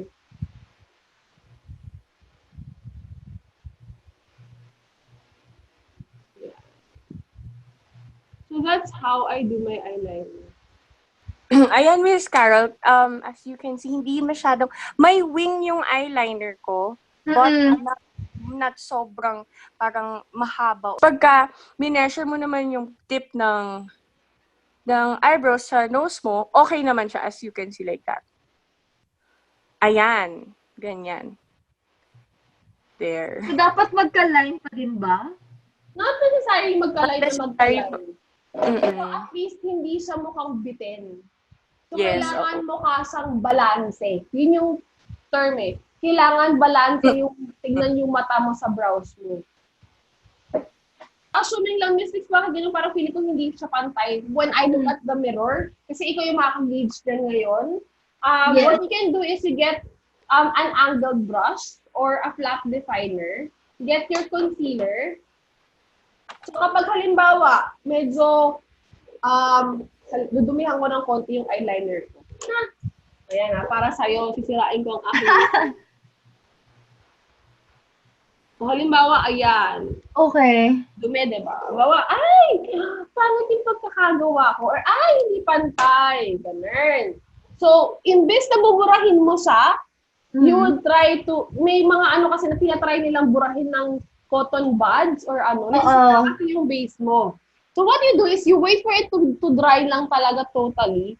May mga eyeliner na pag kinaskas mo ng spoolie nawawala. Kaya lang ako kasi alam ko yung eyeliner ko eh. Ano to yung waterproof, mahirap siyang kaskasin Yes. lang. Oo. May mga narinig kang mga techniques na kinakaskas lang daw nila. Kapag gano'n, edi okay yung eyeliner mo. Kaso ako hindi kasi waterproof kasi yung akin. So what I would do, I would get my flat definer or my angled brush with concealer. Tapos papadaanan ko lang siya. Ayan o, mas nadidefine yung aking wing. Oo. Mas nalilinis. Kita mo mas tumulis din siya. Nawala rin yung dumi. Ayan. That's what we can do just in case hindi pa siya pantay. Okay. Alright, so when we're done with our eyeliner, the next step is, which Monica will show you, is to put on our falsies. Now, another question lagi sa akin is, Miss Nix, ano po nauna? Mascara, false eyelashes, or our pag-curl? Mayroon ka bang falsies, Carol? Meron. Great. Now, assuming lang wala kang falsies, kung halimbawa magmamascara ka lang, ako inuuna ko mag-curl tapos mascara. Kung wala akong falsies. Pero kung may falsies ako, uunahin ko mag-mascara. You know why? Because yung mascara, saka yung, di ba ito yung real lash, tapos may mascara, tapos pag nilagay mo yung false eyelashes mo, tapos kinurl mo siya, mas nagdidikit siya. Kasi nagiging tacky yung mascara, di ba? So yung mascara ang parang dumidikit dun sa real lash, saka sa false lash. Tumutulong siya na magdikit yung real lash, saka yung false lash. Alright? So, ulitin ko, pag may falsies, inuuna ko yung mascara, tapos kinakabit ko yung falsies, saka ako magko-curl. Yung ibang tao, nagko-curl muna sila bago sila maglagay ng lashes. Ang downside kasi, kapag inuna mong i-curl yung lashes mo, let me explain why I do that. Okay? Ang problema kasi kapag kinurl mo kagad yung lashes mo, imagine if this is your real lash. Okay, imagine, makikita ba? Sorry. Imagine if this is your real lash. If naka-curl na kasi siya, okay, if ito yung real lash mo, kapag nakaangat na siya at naka-curl na siya, when you try to put on your false eyelashes, lumalaban na siya. Oo, parang hindi na siya makaupo sa natural lashes mo. Oo. Kasi nakaangat na siya. Again, hindi ko po sinasabing mali yung mga nagko-curl muna. Ang problema lang, minsan mas mahirap siyang i-curl, ikabit dun sa lash line. Lalo na kapag makakapal yung lashes mo, tapos angat na, hindi mo siya mailagay dun sa lash line mo. O hindi na siya makaupo. Kumbaga, hirap na siyang ilagay or stay put dahil nakaangat na yung natural. Yes. So again, so guys, you can put on your mascara na. So, nag-mascara. After putting your mascara, what's the next step, Monica? Explain mo yung sa pag-cut, yung pag-shape. Oo. So, okay. I will show you, Miss Carol, yung hindi pa na-cut. Ayun. Okay, pagkakalala, in-open mo kasi yung yung false lashes. Okay, ito yung hindi pa na-cut, Miss Carol. Nakikita mo ba siya? Ayan. Yes. So, merong napapansin mo ba is meron yung sa tip, sa dalawang tip, is parang meron yung sobra. Meron. Okay, yung sobra. Ngayon, what you will do is you cut it, yung dalawang gilid. Okay. So, pagka na-cut mo na siya, na-cut mo na ba siya? Yes po. Ayan, na-cut. Okay, pagka na-cut mo, syempre, you have to measure yung eyeliner. So, sa bandang long ka magpapawas. Hindi dito sa hindi dito sa may short. Yan. Ay, kuha ka ng shane or kung meron kang eyelash applicator or kung wala, okay lang naman yung hand. Kunin mo yung glue. Just konti-konti lang siya. Ayan. Huwag masyadong makapal. Yung feel mo lang na yung tipong okay. Kasi pag masyadong makapal, syempre baka mairita yung eyes natin. Ayan. But usually, you concentrate more glue at the inner saka sa outer. Okay. Kasi dun sa unang natatanggal eh. Oo. Assuming you're gonna use tweezers or yung mga ganito, ako usually, kahit yung pahiga, hindi ko siya hinahawakan ng pahiga. Yung tip niya, Like this. iniipit ko dun sa corner. Ayan. Ayan, pag ganyan ako. Tapos, inuuna ko lagi yung sa inner part. Bakit inner part? Kapag inuuna mo yung gitna at saka yung outer, nasa sobrahan ka, napopoke yung mata mo. Yeah. So, importante na dapat yung inner part mo, yun yung saktong-sakto. Lalo pagka pumipikit ka, tapos pag nararamdaman mo may tumutusok, ibig sabihin, parang may mali. Or, parang dito sa part na to, parang natusok.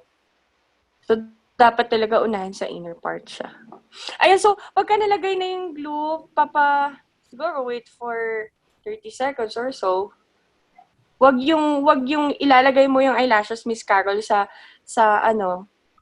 eyes mo nang basa pa yung glue. Mas maganda yung medyo dry para dumikit siya agad. Ayan, so medyo okay na yung akin. Okay.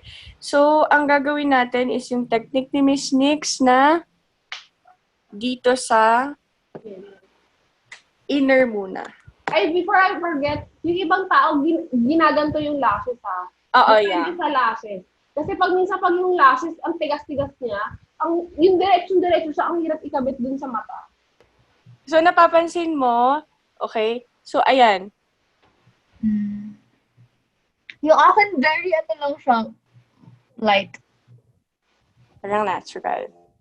Maarte kasi talaga ako, kaya sabi ko sa'yo, ayan. Dapat bongga. Diba? Ayan. So, pag nakikita mo siya sa camera, maganda siya. So, dyan. Bongga Diba? nga Parang lifted. feel na, tama na. Okay, punta tayo sa isa. Ganun ulit yung procedure. Ipa-dry muna yung ng konti yung glue. Ayun, Carol, I would suggest, alam na kung since you're doing pageant, you try to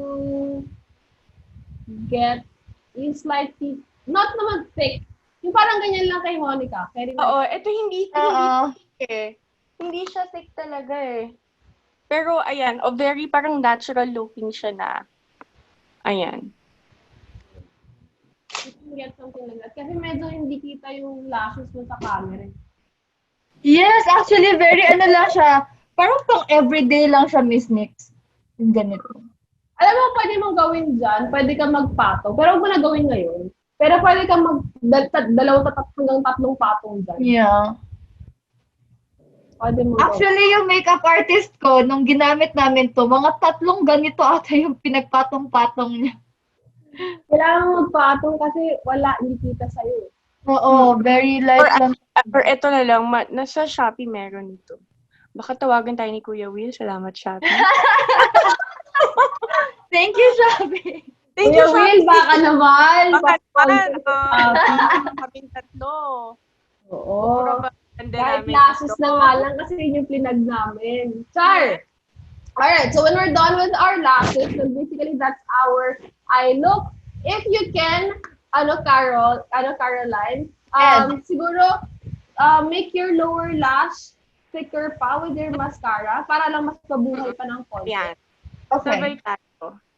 Oo, hindi pa ako nag-mascara. Ayan. Mag-a-add lang ako dito sa lower lash ko. Ayan. Nako. Sabi yun sa taas, di ba? Ideally, you put your mascara before you put your falsies. Pero, okay, ngayon kasi since napaka-nipis ng lashes mo, pakapalin mo na rin siya ngayon. Oo. Daanin mo sa bonggang-bonggang maraming mascara. Char! When we say na medyo makapal or when we say that, tignan mo yun kay Monica, makapal siya pero nakikita pa rin yung eyeshadow niya, nakikita pa rin, hindi na overpower ng lashes yung mata niya itself. Also for pageant kasi, guys, ingat kayo sa mga ganitong klaseng lashes. Okay. So para lang makita nyo, see this lash, it's long, pero the light can pass through it. See this lash? This lash naman, this is very thick to the point na halos hindi mo na makita yung nasa likod ko. Correct? Ang problema kasi ng sobrang kapal na lash, tignan mo itong mata ko, ang ilaw ko ngayon kasi nasa tuktok. So imagine mo kung nasa Correct. kapag ang lashes mo sobrang kapal, pag nandito na siya sa mata mo, ayan o, hindi na nakikita yung eyes ko. Kaya nga sabi mo, gato lang siya kakapal eh. Or gano'n na siyang thick. Can you see? I can't see my eyes. Oo. So, ingat Magka-cast ng shadows. yes. So, ingat kayo sa mga lashes na yung sa sobrang kapal na hindi na nagpa-pass through halos yung ilaw. Ayan. Yun lang. Bow. Bow. May specific brand ka ba, Miss Nick, na marirecommend? If you're going for, if you have the budget for it, siguro yung mga gandang ginagamit namin would be like red cherry, to, ayan, magaganda yan. Si Glad King, okay lang din naman. Si red cherry kasi mga natural looking, mga human hair yan. Meron silang mukha kapal, pero alam mo, mukha pa rin sa natural. Akala mo, makapal lang yung buhok mo.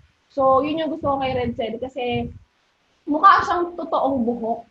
Pero din akong na-discover, Miss Nix, Paulash, parang meron silang variety ng mga, meron silang crisscross, meron natural, meron din yung mga pang-glam. Okay din siya. At cheap din yung, no, not that cheap na, parang okay din yung price niya. At the same time, maganda rin yung quality nung eyelashes. Si Taiwan actually, kung makakakita ka, meron si kay Taiwan na medyo mas makapal ng konti. I'm not sure lang yung number niya. I forgot yung number. Yung M40 something nila, maganda rin yun. Oh, may mga number pala. Looking din. Kasi akala nyo yung Taiwan yung manipis lang. Yung Taiwan na, makapal. Marami rin siyang variant. So, maganda yung sinasabi ni Miss Nix kasi para siyang yung strokes niya makapal pero very natural yung itsura niya. Hindi natatakpan yung eyeshadow. Alright, so when we're done with that, when we're done with our lashes, with mascara and everything, let's go with our contour. So, let me explain contouring. Ito yung rules sa contouring. Kung hindi mo kailangan, huwag mong gawin. Yun lang yun. Di ba? Napaka-simple. Halimbawa, wala ka namang forehead, hindi mo malaking forehead mo. Like, kagaya sa akin, paliparan yun sa akin. So, kailangan ko ng contour sa forehead. Correct? If hindi mo naman kailangan, kung maliit naman yung forehead mo, do not contour at your forehead na makapal. Ito tayong saying. Kasi nakikita nyo infographic on Facebook or nakita sa mga YouTuber, paulit na, guys, ang kailangan ang contour number 3. Yeah, number 3. Okay. Hindi. Yung ganito. Alright? Kung halimbawa, ang forehead mo naman, hindi naman malaki. Okay, tapos, pinalo mo yung contour shape na dapat daw number 3. Eh, di lalong lumiit yung forehead mo, wala ka na natin. Yeah. Correct. Kung hindi kailangan, huwag tayong magpo-contour sa areas na hindi natin kailangan. In my case, kailangan ko siya. So, I would concentrate my contour. Mapaabutin yung contour ko ng lightly hanggang dito. In your case, Carol, siguro hindi mo kailangan sobra siyang kapalan. You can blend it out at your hairline lang para lang ka. But you don't have to make it too small. You're somewhere in between. It's not too big. It's not too small. I would suggest you concentrate more on the hairline. Ako kasi kailangan ko siya pababain ng konti just to give the illusion na medyo mas lumiit ng konti yung forehead ko. So, that's what I'm gonna do. Anong brush yung gagamitin, Miss Nix? I would usually use, meron mga contour brushes kasi iba-iba yan. Oo. Ayan. So, may mga contour brushes like this one. Ito kasi contour or ito pwede itong pang contour, pwede din itong pang set. Highlight. Which I kind of prefer. I like using this for my blush. Yung fluffy. Blush. Pero kasi, ito, pang contour ito. Ang problema ko sa mga ganito, pag sobrang laki, hindi na, nahihirapan ako i-blend out. But, when I'm bronzing my face and I just want a bit of color, usually, ito yung ginagamit ko. But if you can find like an angled contour brush, na medyo mas maliit, that will do. Can I see your brushes? Naghahanap ako, Miss Nix. Ganito ba yun? Medyo kasi matigas kasi. Malaki siya. Basa? This one, pero parang buffing brush. Buffing na yun eh. Ako rin ako isa yung medyo naka-angle. Fluffy ba siya? Medyo. Kung fluffy naman siya, compared to the other one, doon tayo sa mas fluffy. Mas fluffy siya, mas better. Kasi pag masyado siya magkakadikit, magiging kumpul-kumpul yung kulay mo. So, again, let's blend that in. Something close to my skin color, Miss Nix, no? If it's a day look, you can go half shade darker or one full shade darker. If it's a night look, what we're aiming for, we can go 2 full shades darker. Minsan pa kapag pang stage, we go 3 shades. Lalo na kapag dito na sa may ating part na to. But, you can go like half shade to 1 full shade darker lang muna ngayon. Ayan, yung ginamit mo, okay na yun sa akin. So, blend that in. Okay. Since ang face mo is heart shape, and meron kang space dito, di ba? Yes. Compare mo yun sa akin, maliit na lang yung space ko dito eh. Like yung kanina, yung sinabi mo, ang sa ako natin si Catriona. Catriona has a very small face. Maliit yung dito niya. That's why if I'm gonna contour Catriona, I'm not gonna do that number 3. Yung papaabutin ko talaga dyan. In your case, since pag tumingin ka, may space pa talaga kahit paano from the brow sa dito. So I would contour, actually yung part lang ng number 3, yung hanggang dito, yun lang yung papalaanin ko sa'yo. Pwede ka mag-contour ng very, very light lang here, just to make your face a tad bit more smaller, para mas makampayat ka ng konti.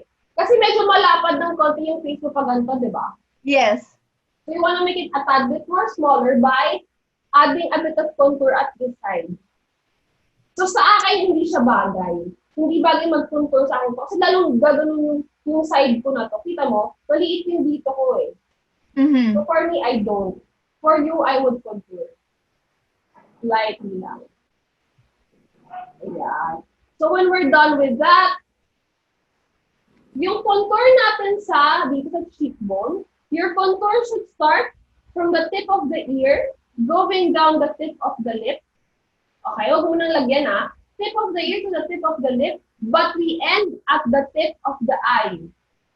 Yung sinasabi kong tip of the ear to the tip of the lip, pwesto lang yan ha. Yung iba kasi nililiteral nila na hanggang dito. Talagang sinustroke nila ng ganito, talagang ine-emphasize sila hanggang dito. Oo, parang one line talaga. Oo. Bakit kasi siya? Harsh line siya dito pag hindi na blend ng maayos. Okay. So here's a technique what I do. I would start with since I showed you already where you're going to stop and where you're gonna end, I would concentrate my contour at the hairline. Okay? Diyan mo i-concentrate mo na yung product para nababawasan yung laban ng brush. And then, I'm going to lightly blend down. So parang nag-shadow lang siya pababa. Yung hindi yung tipong ganito, I don't like seeing contours na akala mo, gusto ata nila lagyan ng hiwa talaga. Oo, line, tapos saka i-blend. It doesn't, okay, probably on camera, okay? I'm not saying it's totally wrong. On camera, probably it looks nice kasi lalo na kung nag-filter or sobrang lakas ng ilaw nila, why not chalk not? But in real life, when you see this type of contour, di ba parang pati ikaw mapapaisip ko, ano ginawa nitong babaeng ito? Parang ang sarap i-blend. It doesn't look nice when there's literally a line. So you wanted something blended, wanted something very light. So this is what my contour would look like if I'm going for like a day look. Alright? But if I'm gonna go for like a night look, let's say, coronation night, what I would do is after I blend in my light or medium contour shades, I'm gonna get my dark shade. Assuming this is coronation night na yung kailangan kita kayo sa camera, I'm going to put my darkest shade at the hairline again. Tapos the excess yung halos wala ng laman, yun na lang yung papababain ko hanggang sa makita yung contour ko. Okay? Why am I doing this? Itong tagal naman, merong light, biglang may half shade, may dark shade. Guys, build up yan. Kasi pag binibigla mo siya ng isang buong darkest shade kagad, minsan nabibigla ka na parang ang pangit naman ng contour ko. Mukha na siyang ash.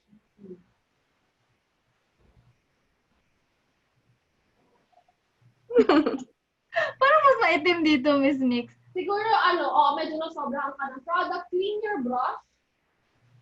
Tapos, just keep on blending hanggang sa wala ka ng harsh line. Hanggang sa magpantay na siya. I think okay na siya. Yeah, nakita ko naman yung transition. Maganda. Oh, thank you, Miss Monica. Alright. So, when we're done with that, yung excess na lang sa brush mo, I don't usually over-contour at the jaw part kasi. It depends. Alright? I'm gonna explain muna the jaw part. Usually, hindi na ako makuha ng product because I hate seeing jaw contours na para siyang, mukha na siyang balbas. So usually Yes. on photo shoots, kung kailangan or nag-request yung photographer na, girl, kaya ko bang paliitin yan, dun lang kami nagdadagdag. Kaya pansinin nyo, kapag may photo shoot, may naka-standby na makeup artist. I don't like putting too much kasi mas madali na lang magdagdag kung kulang sa dun sa camera, dun sa monitor. Okay, so on a usual basis, when I'm done contouring here, yung excess na lang sa brush ko, yun na lang yung babababain ko. Now, there's two ways to contour your jaw. Kapag, if you wanna pop out your jaw, mga model like, gusto mo maganda kang angulo lang sa camera, I'm gonna contour at the bottom part. Pero, if you wanna look more feminine, or halimbawa, feeling mo masyado kang mapanga, gusto mo medyo mas matone down, medyo mas girl ka, mas sweet ang peg mo, we are going to contour in between it para matago si jaw. Ayan. So, ikaw, ano ba ang branding mo? Pa-sweet ka ba o pa-fierce? Nako. I think mas approachable ako pag sweet. Ayan. In between tayo. So, dito ako sa taas. Yes. Not literal taas. Parang yan. Magbe-blend ka in between. Ito lang. Kasi mapanga din talaga ako, Miss Nix. Pag ika-cut mo pa siya, sobrang magiging harsh talaga yung face ko. When we're done with our dito sa side na to, let's do our nose contour. Napaka-controversial na itong nose contour na to. So let's do our nose contour. Ayaw ko kasi nakita ng ruler line. Nose contour na literal, akala mo may ruler. Okay, siguro sa camera kung malakas yung lights, okay lang siya. Kaya kasi on stage, kasi this is a pageant makeup, dinadarkan talaga naman namin siya ng konti. Kasi nadi-diffuse na siya. So, my point is with contours, alamin niyo kung saan kayo pupunta. Kaya lang, even if the-darkan namin siya, guys, hindi maganda pa rin tignan na kahit sabihin mo dark, yung talagang literal na akala mo ginamitan ka ng ruler. Yung makikita mo na nandito yung skin mo and then nandito yung contour na like mismong may harsh line siya. This may have to blend it. It's okay to go darker, but it has to be well blended. And when I'm doing my nose contour, I would look at my nose, tapos kung saan siya pinakamataba, Okay. kung ako may problema, doon muna ako magko-concentrate. Oo. So, halimbawa, in my case, dito na ako nag-start na maging mataba. So, doon Ako din, same. ko concentrate yung aking nose contour. So, doon ko i-concentrate yung nose contour ko. And then, ako, another part na medyo na, ko sa ilong ko is medyo mataba siya. So, yan, mablendan ko siya ng konti. Yung titira na lang sa brush ko. So, nag-start ako mag-concentrate dito. Blend it a bit dun sa aking chubby nose. Okay? Etong part na to, kasi lalo ko nakikita YouTube videos ko parang, I like my nose. I'm gonna contour it like this one. I'm gonna put a contour here. Guys, case-to-case basis yun. If ang nose, siguro yung napanood ng YouTuber, ang ilong niya, yung mga na mababa yung dito nila. Mga parrot nose, kung tatawagin nila, yung nakaganon. Pag ganun yung ilong nyo, mababa yung dito, yan pwede ka mag-contour dyan. Pero guys, kung Pinoy na Pinoy yung ilong nyo, kagaya ko, medyo sarap siya, nakaangat to. Tapos nag-contour ka pa dito, diba? Hindi Oo. Right. Totoo lang. Kung nag-contour ka pa dito, lalo mo lang sa ina nga, tanong mo silang, tanong mo lang pinango yung ilong mo, guys. When you don't want contour here, kung hindi mo naman sa kailangan at mataas na nga yung ilong mo, nag-contour ka pa dito. So, ang gagawin ko is, hindi na ako magko-contour dyan. More on dito lang ako. Right side lang. I concentrated here. And then, I'm gonna clean my brush. So, andito na yung kulay, di ba? Alright? Kung saan ko siya kailangan talaga gumaba. Ito kasi ko, mapayat naman yung dito ko eh. Maganda naman yung nose bridge ko kahit paano dito. So, since payat naman to, i-blend ko lang siya. Hindi ko naman sinasabi na maling maglagay ng product dito. Pero dapat very light na lang siya. So, I'm gonna blend it from here. I'm gonna lightly blend it lang just to connect here.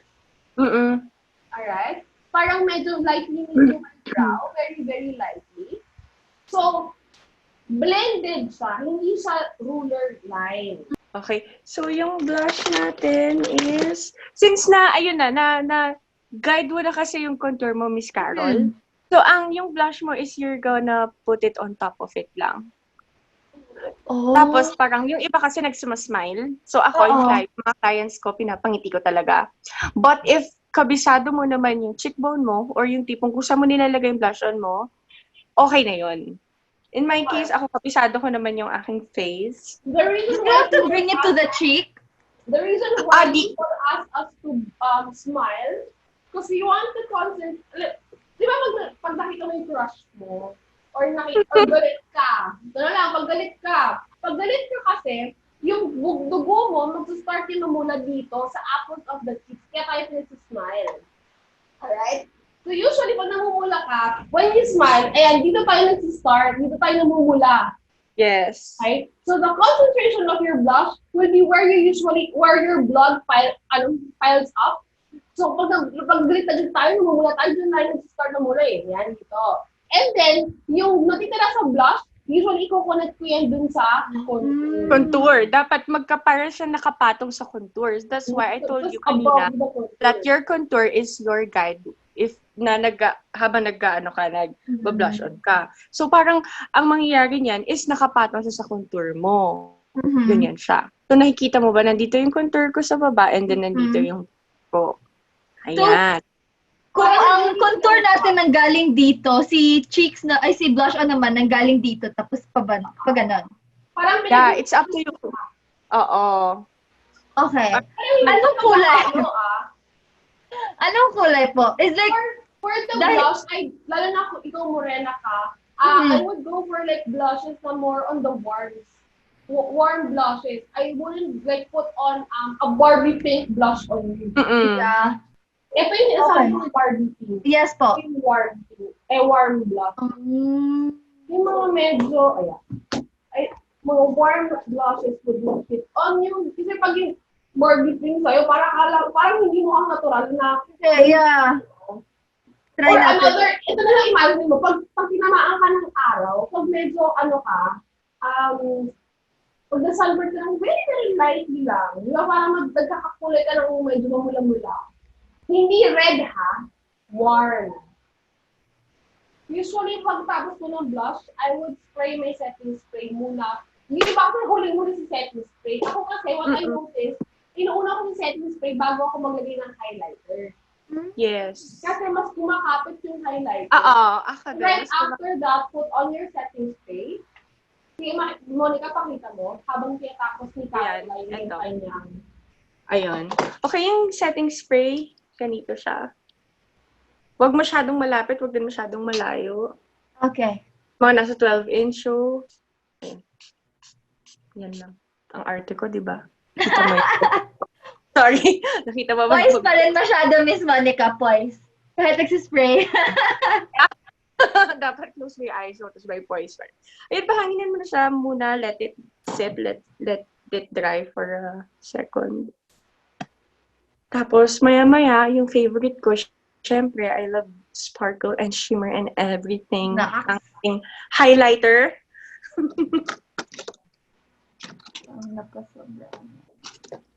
So, let me explain putting on your highlight very fast. When I highlight, I'm not a fan of fan brushes. Kasi yung mga fan brushes, madali siya mag-fall off. Mm-hmm. So what I use is a small highlighting brush na parang ganito, or an eye blending brush. Oo, ako din. Same. Ako yung parang, yan, ganyan siya. Yung akin nga angled eh. Okay lang yan. Oh, yan. So, when we highlight, pag dito sa cheekbone, you smile, yung highest point ng iyong cheekbone, doon ka maglalagay ng highlighter. So, papakita ko. So, yung highest point ng iyong cheekbone, doon tayo maglalagay ng highlight. Pero more or less, medyo almost katapat lang siya halos ng iyong tip of the eye. Yes.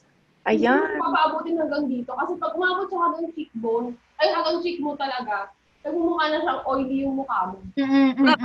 So parang, yan, tansyahin mo rin. Oh my God, ang ganda talaga. Iba. Ay, sorry. Ganda mo, girl, di ba? So, parang C? Oo, parang gano'n.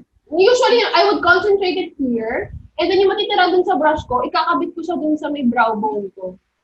Yeah, ayan. You keep on blending that. There. I also like putting highlight at my cupid's bow.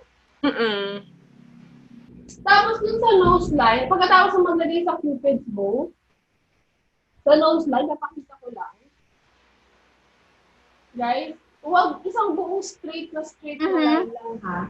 You're going to concentrate get a smaller brush ha. Ideally, yung talagang maninipis, like this pencil brush. Okay.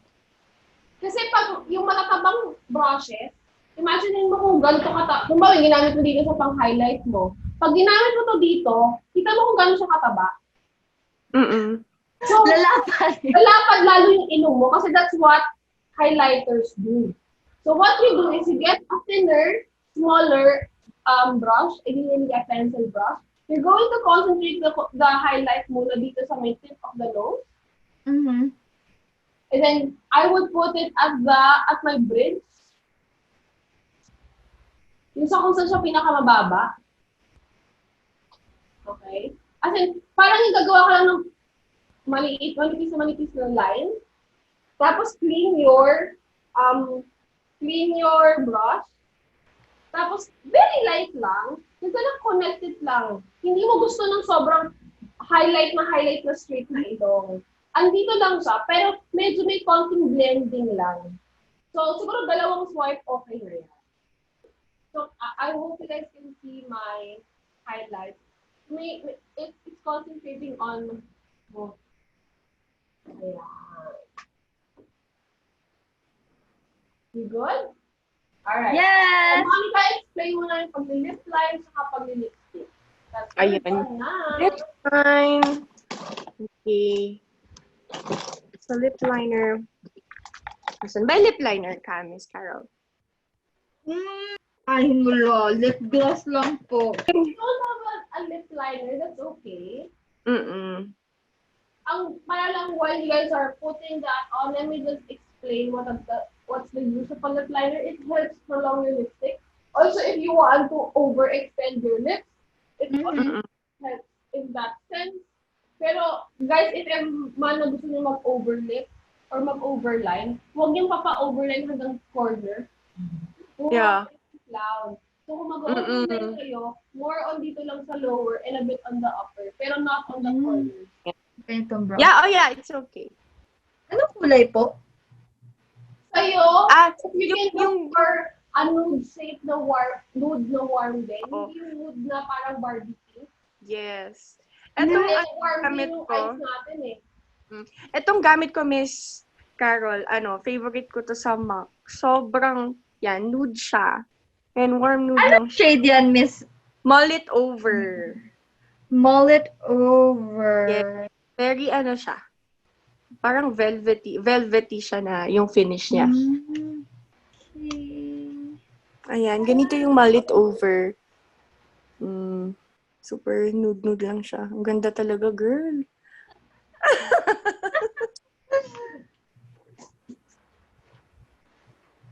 Ito na lang. Ayan. After mo i-fill out yung yung outer, ng lower at saka yung sa upper, i-fill in mo na ng bullet. Bullet lipstick ba yung gamit mo? Yes po. Ayan. Parang same lang. Ito lang siguro yung version ng parang ano siya, velvet. Tapos yan siguro yung parang shiny niya. Ayan. Ayan. Yay, we're done! Yay! Overall, lalo na yung blending ng eyeshadow mo, super good job.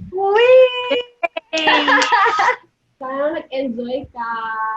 Yes, Miss Nix and Miss Monica, salamat talaga. Super. I'm so excited to try my new skill. New skill talaga. Tomorrow, when I play again with makeup. Pineneturuan ka namin. Oh, yes. That's all we have for today. I hope you guys enjoyed and learned something new. If you guys want to see more of our makeup sesh with Miss Universe Philippines or more beauty and makeup videos, just follow, like, and subscribe to all our social media accounts, which I will be linking down below. If you want to scream out for Carol and for her to win this round, ayan. If you want to support her, where can they follow you, Carol? First of all, I want to thank you first, Miss Nix and Miss Monica, for helping me today. I was really looking forward for our training kasi I really wanted to learn more on how to put on my own makeup. And for those who are interested to know more of my journey and who I am, please do follow my Instagram account. It's Caroline Veronilla. That's my personal account. And yung artista account naman is Caroline Veronilla Updates. You may also check out my Facebook page, which is Caroline Veronilla. So again, thank you so much for joining us today, and replicate, guys, if you like our look. Ayan. Thank you also to our guest makeup artist today. Monica, where can they find you? Hi, yes. I am most active at my personal account, Roscha Monica V Trinidad. And I also have my second account on Facebook. It's Hair and Makeup by Monica Trinidad. And also on Instagram, which is Monica Trinidad, Hair and Makeup Artist. Thank you very much. Thanks again for watching, and again, if you like to experience a one-on-one makeup sesh with us or one of our scheduled group makeup class, feel free to message us for more info. And see you guys soon. Bye!